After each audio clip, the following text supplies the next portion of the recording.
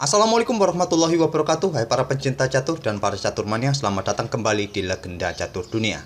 Sore ini kita kembali akan mengulas game dari Ikasu, Iren Karisma Sukandar, yang tadi malam di babak ke-10 kembali memetik kemenangan setelah di babak ke-9 kemarin juga menang kawan. Kita langsung saja lihat permainannya di babak ke-10. Di sini dia bertemu dengan International Master Mary Arbitse, seorang pecatur wanita asal Georgia. Iren Sukandar kawan di babak ke-10 pegang hitam, Mary Arbitse pegang putih mengawali permainan dengan pion D4, pion D5, pion C4, Queen's Gambit. Gambit ditolak dengan pion E6, kuda C3, dan kuda F6. Kita temui kawan permainan Queen's Gambit decline. Di sini putih melanjutkan variasi pertukaran, dipukul balik menggunakan pion E, memukul balik menggunakan kuda juga bisa dilakukan oleh hitam juga, tapi di sini Iren lebih memilih memukulnya menggunakan pion E. Sekarang gajah G5 mengepin kuda, ditutup oleh gajah E7, pion E3 membuka diagonal petak terang, pion C6 memperkuat posisi pion pusat, dibalas dengan langkah pengembangan gajah D3, kuda B berkembang ke D7, menteri putih C2, pion G6, langsung menutup kawan ancaman dari dua perwira putih ini di diagonal terang ini. Selanjutnya adalah kuda F3 oleh putih. Iren melanjutkan langkah kuda H5, membuka tantangan pertukaran gajah gelap. Apa yang harus kalian lakukan jika menemui situasi seperti ini kawan? Jika menarik mundur gajah ke peta F4 pun mungkin akan dipukul oleh kuda hitam. Di sini putih memilih langkah pertukaran. Bisa juga putih melangkahkan gajahnya ke H6 kawan untuk mencegah raja hitam melakukan rokade. Mungkin hitam akan melanjutkan langkah kuda ke F6. Gajah bisa ditarik mundur kembali ke G5. Ini variasi yang bisa juga dimainkan oleh putih, tapi Mary Arbitse lebih memilih langkah langsung melakukan pertukaran, dipukul balik oleh menteri hitam. Selanjutnya putih melakukan rokade pendek. Iren pun juga melakukan rokade pendek dan putih menggeser beteng A ke B1, persiapan dukungan bagi pionnya untuk didorong maju ke depan. Dibalas langkah kuda ke B6 kawan untuk membuka diagonal petak terang bagi pengembangan gajah, atau juga mempunyai opsi nanti bergerak ke petak C4 mungkin. Di sini beteng F bergeser ke E1, selanjutnya gajah berkembang ke E6, dan di langkah berikutnya mungkin persiapan langkah kuda ke petak C4. Diantisipasi dengan langkah memainkan pion B3 untuk memberikan kontrol lebih petak C4. Iren menggeser beteng F ke E8, kuda putih E2, persiapan mungkin kawan pion F di langkah berikutnya. Di sini Iren membalas dengan beteng A bergeser ke C8, menteri bergeser ke B2 menghindari satu lajur dengan beteng hitam ini. Iren melanjutkan langkah menteri ke F6, pion A4 lanjut putih langsung memberikan tekanan di sayap menteri. Gajah F5 oleh Iren menantang pertukaran gajah terang kali ini. Pada posisi ini kawan mungkin terlihat memainkan pion E4 bisa jadi pilihan bagi putih, tapi tidak kawan, karena dengan mendorong pionnya maju ke E4 ini, pion D4 ini menjadi lemah, tidak mempunyai dukungan lagi. Ini bisa dipukul oleh menteri hitam jika melanjutkan pion pukul gajah F5. Hitam pun bisa pukul gajah di D3, dan bila putih melanjutkan pion F, pukul pion G6 bisa dipukul balik oleh menteri hitam. Hitam di langkah berikutnya kawan melanjutkan langkah kuda F4 memberikan ancaman skakmat. Bila direspon dengan langkah pion G3, kuda akan tetap lompat persiapan memberikan garbuan bagi beteng serta menteri putih. Bila direspon dengan langkah menteri mundur ke A1, kuda tetap akan ke D3 kawan, memberikan pressure bagi pion di F2 ataupun beteng di peta E1 ini. Dengan variasi ini tentu hitam akan mendapatkan keuntungan. Selain unggul satu pion, dia mempunyai tempo untuk memberikan tekanan di sayap raja langsung nantinya. Oke, kita kembali ke permainan aslinya. Pada posisi ini, putih langsung meladeni pertukaran gajah pukul gajah, dipukul balik oleh menteri. Selanjutnya pion A5, kuda menghindar ke D7, sekarang pion B4 mengeksplorasi permainan di sayap menteri. Iren merespon dengan langkah beteng E7, persiapan mungkin mendobel betengnya. Dibalas langkah beteng E bergeser ke C1, beteng bergeser ke E8 bertumpuk di lajur E. Langkah ini sebetulnya langkah yang kurang bagus kawan, karena ini akan memberikan kesempatan bagi putih mendorong pion yang maju ke peta B5. Harusnya tadi hitam bisa memainkan pion A6. Tapi langkah beteng bergeser ke E8 ini, respon dari putih pun juga kurang bagus memainkan kuda ke F3. Langkah terkuat bagi putih pada posisi ini tadi kawan, mendorong pion B-nya untuk bertarung dengan pion hitam. Tapi putih tidak menemukan langkah ini.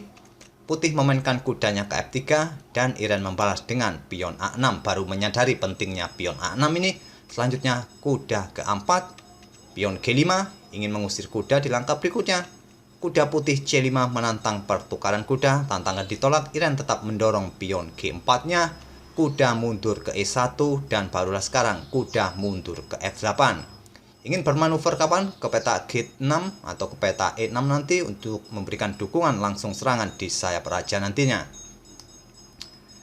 Putih meneruskan langkah menteri ke C2 menantang pertukaran menteri, tentu Iren menolak karena posisinya adalah menekan menteri ke G5. Kuda putih D3, kuda hitam G6, sekarang pion G3 menghentikan laju pion, juga untuk memperkuat posisi kontrol peta F4. Mungkin di langkah berikutnya kuda putih bersiap menempati peta ini. Di sini kuda hitam ke G7 dan menteri putih bergerak ke A2. Di sini Iren melanjutkan dengan pion H5, kembali melakukan langkah yang agresif kawan. Memang dibutuhkan langkah yang agresif untuk membongkar struktur pion seperti ini. Salah satunya adalah memainkan pion yang berada di sisi papan ini dan pion B5. Membuat langkah pengorbanan diterima, dipukul menggunakan pion C. Dan selanjutnya kuda putih ke B4. Mungkin inilah maksud menempatkan menteri di A2 sedang mengincar pion yang ada di peta D5.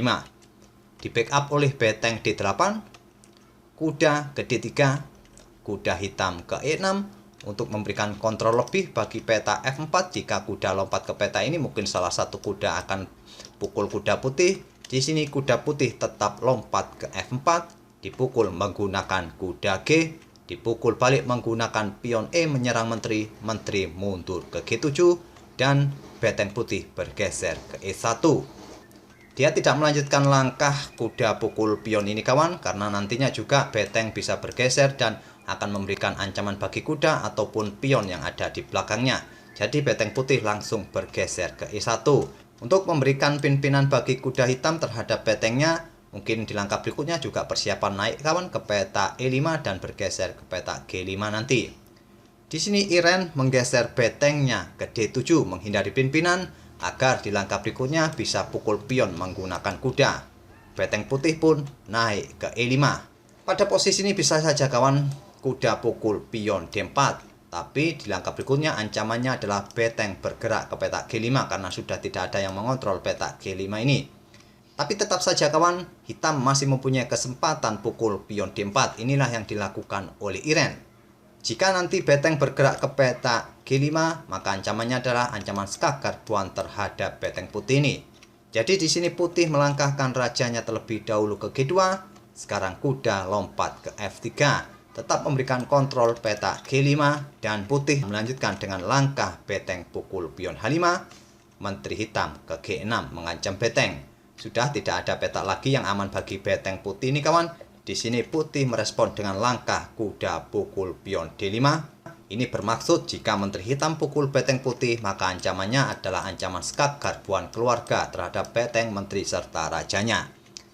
Iren tidak terburu-buru pukul beteng putih di H5 ini. Dia pukul kuda terlebih dahulu dengan beteng. Beteng pukul beteng dipukul balik oleh betengnya Iren. Menteri putih tidak akan berani pukul beteng ini kawan, karena ancamannya adalah ancaman skakmat. Dua langkah berikutnya skakmat. Oleh karena itulah pada posisi ini putih tidak berani pukul beteng hitam. Dia melangkah pion H3. Namun dengan melangkahkan pion H3 ini, putih terkena ancaman 7 langkah skakmat dengan langkah terbaik tentunya. Tapi Iren tidak menemukan kombinasi 7 langkah itu kawan. Dia melangkahkan menterinya ke E4. Tapi langkah menteri ke E4 ini sudah cukup membuat putih menyerah di langkah ke-41 ini. Langkah terbaik bagi hitam pada posisi ini tadi kawan, untuk mendapatkan 7 langkah skakmat terlebih dahulu dengan memainkan pion pukul pion skak, mengorbankan kuda kawan. Jika pengorbanan diterima, maka ancamannya jauh lebih cepat. Raja jika pukul kuda di F3 ini, maka beteng D3 skak, raja ke E2, menteri E4 skak, raja ke F1, dan pion H2. Satu langkah berikutnya skakmat. Jadi langkah terbaik agar lebih panjang lagi permainan raja mundur ke peta H1. Selanjutnya adalah beteng ke D2 mengancam menteri. Jika menteri putih ini kawan ambil beteng di peta D2 ini, menteri akan pukul beteng putih skak, ditutup oleh menteri, dan di langkah berikutnya skak mat juga. Mungkin menteri putih melangkah ke peta B3, bisa jadi, tapi di langkah berikutnya menteri hitam akan berkorban diri. Jika diambil, maka beteng ke peta H2 pun juga bisa skak mat. Tapi kombinasi langkah-langkah seperti ini tadi tidak ditemukan oleh Iren. Pada posisi seperti ini tadi, dia hanya melangkah menteri ke peta E4, tapi langkah ini juga memaksa putih menyerah di langkah ke-41 ini. Dengan melangkahkan menteri ke E4 ini kawan, menurut perhitungan langkah terbaik, skak mat pun akan didapat. Cuma bedanya beda 2 langkah kawan. Kalau menteri ke peta E4 ini akan mendapatkan kombinasi 9 langkah. Bedanya tadi jika pion pukul pion, maka hanya 7 langkah bisa didapat oleh hitam ini. Itulah kawan permainan dari Iren Karisma Sukandar bertemu dengan pecatur Georgia Mary Arbitze. Dengan kemenangan 2 kali berturut-turut ini, sekarang Iren sudah mengemas 5,5 poin, menempatkan posisinya di posisi ke-19 dari 50 peserta yang ada. Semoga permainan kedua pemain ini bisa menghibur kalian di sore ini, dan kita akan bertemu di video-video berikutnya. Terima kasih. Wassalamualaikum warahmatullahi wabarakatuh.